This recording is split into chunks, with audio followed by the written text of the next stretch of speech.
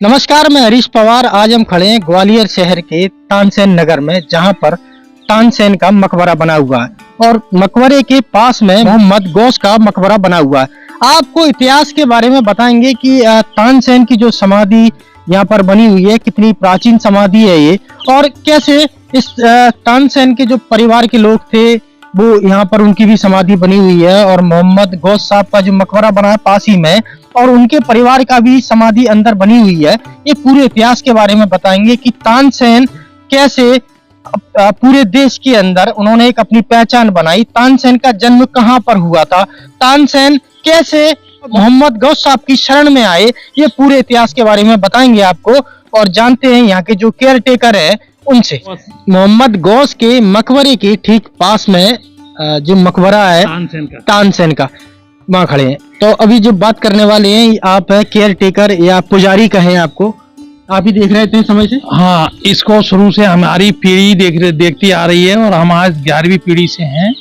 और मोहम्मद गौस साहब के बगल में उनके बेटे का मज़ार है, और उनके अंदर जो मज़ारें बनी है सब मोहम्मद गौस की फैमिली की हैं। हम जिस जगह खड़े हुए हैं ये बगल में तानसेन का मकबरा है। तानसेन समारोह 24, 25, 26, 27 से शुरू हो रहा है। 23 को गमक का प्रोग्राम रहेगा, जहाँ पे जो भी लोग श्रद्धालु आते हैं बाबा की बारगाही में, वो हर तरीके की मन्नत मुराद मांगते हैं। और जस्ट तानसेन के बगल में एक इमली का पौधा है। इसकी पत्ती चूसने से आवाज सुरीली और मधुर हो जाती है। तानसेन ब्राह्मण परिवार से पैदा हुए थे, जहां से 40-45 किलोमीटर दूर भेट गांव में। इनका जन्म भेट में हुआ था। बाद में इनके माता पिता का देहांत होने के बाद बाबा गौस की शरण में ही ये आ गए थे। इन्हीं का पालन पोषण किया और बाद में संगीत स्वामी हरिदास जी से सिखवाया। तानसेन की आखिरी विश थी कि मुझे मेरे गुरु मोहम्मद गौस के कदमों में दफना दिया जाए और मेरा मजार मेरे गुरु से छोटा बना दिया जाए। जो भी लोग दिल की आरजू लेके आते हैं बाबा तानसेन के पास, जो गूंगे बच्चे होते हैं, जो बहरे होते हैं, बाबा की आस्था है कि उनके चरण स्पर्श करने से उनको भी सुकून मिलता है, सैफ मिलता है। तानसेन की माँ का नाम लक्ष्मी देवी था, पिताजी का नाम मुकुंद पांडे था। ये जो तानसेन का मकबरा है, ये पास में ही मोहम्मद गौस का मकबरा है ना? तो ये कहीं ना कहीं दोनों पास में, और दिखाने की कोशिश कर रहे हैं आपको। ये जो कब्रें बनी हुई हैं, ये किसकी कब्रें हैं? ये सब मोहम्मद गौस साहब के फैमिली के और उस टाइम के तानसेन के शागिर्द जो साथ में रहने वाले थे, उन लोगों की मज़ारें हैं जो तानसेन के संग रहते थे, तानसेन के हमेशा इर्द गिर्द रहते थे। उन्हीं लोगों की है जो तानसेन के संग राग गाते थे, मजीरा बजाते थे, और जो भी उनका था वो बजाते थे। आपको दिखाने की कोशिश कर रहे हैं कि जो सुरों के बादशाह कहे जाते थे तानसेन, उनकी मजार कब्र ये है सामने। नजदीक से दिखा रहे हैं आपको, ये कब्र है।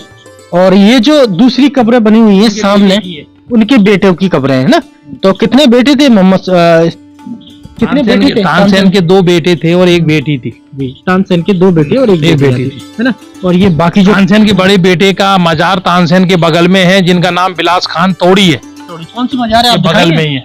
ये बगल में, ये दिखाने की कोशिश कर रहे हैं। ये पास में ही एक मजार जो बनी हुई है, ये उनके बेटे की मजार है, बड़े बेटे की मजार है ना? क्या नाम था इनका? बिलास खान तोड़ी। बिलास खान तोड़ी जी की मजार है। और कहीं ना कहीं संगीत घराने में पैदा हुए तानसेन, ये आज ग्वालियर शहर नहीं पूरे देश में एक अपनी अलग पहचान रखते हैं। उनका नाम वर्ल्ड के अंदर जाना जाता है संगीत के मामले में। और बाकी जो मजारे अगर हम बात करें, ये सामने जो उन्हीं उसी टाइम के जो तानसेन के चबूतरे पे जितनी भी मजारें बनी है, ये सब तानसेन के साथियों की बनी हुई है, जो उनके दोस्त थे, उनके संग रहते थे और जो काम करते थे इनके संग, तो उन्हीं लोगों की मजारें बनी है। वो भी अपने आप में बहुत पावरफुल थे। अच्छा, बात करें सामने जो मकबरा बना हुआ है, ये किसका है? आप जो सामने मकबरा देख रहे हो, ये जो आप सामने मकबरा देख रहे हो, ये सामने मोहम्मद गौस साहब का मकबरा है। ये गुम्बती आकार में बनाया गया है, और ये मोहम्मद गौस साहब का मकबरा है। मोहम्मद गौस साहब का उर्स शरीफ भी रमजान की 13 तारीख को होता है। अच्छा, मोहम्मद साहब के मकबरे की ठीक पीछे और भी मकबरे बने हुए हैं? ये सब मोहम्मद गौस के मकबरे के बाहर और पीछे जितने भी मजारे बने हैं, ये सब पहले एक काम कब्रिस्तान हुआ करता था। यहाँ पे जो भी लोग एक्सपायर इंतकाल कर जाते थे, उन सभी लोगों को दफनाया जाता था। आज हमारी पीढ़ी भी मकबरे के अंदर दफनाई गई है। तो कहीं ना कहीं ऐसा भी माना जाता है कि इस मकबरे के अंदर मोहम्मद साहब के जो परिवार के लोग थे उन्हें भी इसी हाँ, में दफनाया गया। मकबरे के अंदर ही उन्हीं के परिवार के लोगों को दफनाया गया है। और पीछे भी आपकी बहू बेगम का मजार है, जिनको आप मोहम्मद गौस साहब की वाइफ बोला जाता है। अच्छा, कुछ और बताएं इतिहास के बारे में, क्या रहा इतिहास? इनका इतिहास ये रहा है कि बाबा मोहम्मद गौस साहब गाजीपुर पटना से इबादत करने ग्वालियर आए थे, और उसके बाद बाबा गौस साहब की बारगाही में जो भी लोग दिल की आरजू ख्वाहिश लेके आते थे, बाबा उसको पूरा करते थे। मोहम्मद गौस साहब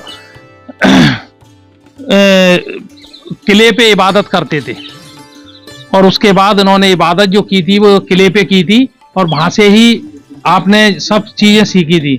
और उसके बाद ही तानसेन पैदा हुए थे। तानसेन का जन्म भेट गांव में हुआ था। तानसेन एक बहुत गरीब परिवार में पैदा हुए थे। बाद में बाबा गौस की दुआओं से नवाजे गए थे, और तानसेन को संगीत की तालीम हुई थी।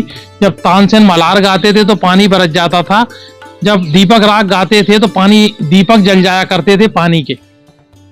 इसमें जो भी उनकी रही है मुझे करामत रही है, और शुरू से ही इनका चमत्कार रहा है।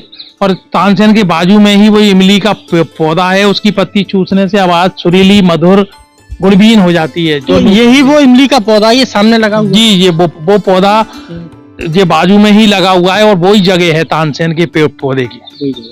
अच्छा, ये जानना चाह रहे थे कि बाकी क्या और खास रहा है इस शहर के अंदर? खास इसमें क्या है कि सबसे बड़ी चीज तो ये है, एक जो संगीत के गाता रहे हैं, इसलिए इनका जो फेस्टिवल होता है इसमें बड़े बड़े दूर दूर से लोग आते हैं, और हर जगह से आते हैं। पहले ये 3 दिन चलता था, अब ये 5 दिन चल रहा है। और गमक का प्रोग्राम तो हर जगह हुआ करेगा। अब जहाँ पे भी होना है वहां पे हर जगह गमक का प्रोग्राम हुआ करेगा।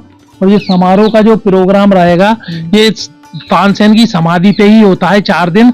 और लास्ट सभा जो खत्म होती है वो भेट गांव, जहाँ तानसेन का जन्म स्थल था। ये जानना चाह रहे थे, शहर के बीचों बीच तानसेन का जो मकबरा बना हुआ, ये लगभग कितनी लंबाई चौड़ाई होगी? तो यार इतना अंदाजा नहीं है, इतना अंदाजा लगभग हम ये मान सकते हैं कि ये बी गांव में है। बी गांव में। और दुनिया भर से लोग, बड़ा जो बोल सकते हैं वो बोल लीजिएगा। दुनिया भर से लोग इस मकबरे को देखने के लिए आते हैं, और एक बहुत बड़ा आयोजन होने वाला है। ये दूर के लोग देखने आते हैं, स्पेन, रूस, फ्रांस, जर्मनी के भी लोग आते हैं, जो अपनी अपनी कलाकारी को बताते हैं। ग्वालियर शहर को एक पहचान दिलाने वाले, एक नाम दिलाने वाले तानसेन की समाधि स्थल पर हमने पूरा इतिहास जाना। तानसेन का जो जन्म है वो कहाँ पर हुआ था, और तानसेन की ये कब्र जो बनी हुई है, बाकी और भी काफी सारी चीजें हमने यहाँ देखी और जानी। दोस्तों, वीडियो कैसा लगा ये कमेंट्स बॉक्स में बताएं, वीडियो को लाइक करें, चैनल को सब्सक्राइब करें और बेल आइकन को दबाएं। मिलते हैं अगले वीडियो में कुछ नई जानकारी के साथ। आपका होस्ट एंड दोस्त हरीश पवार। जय हिंद।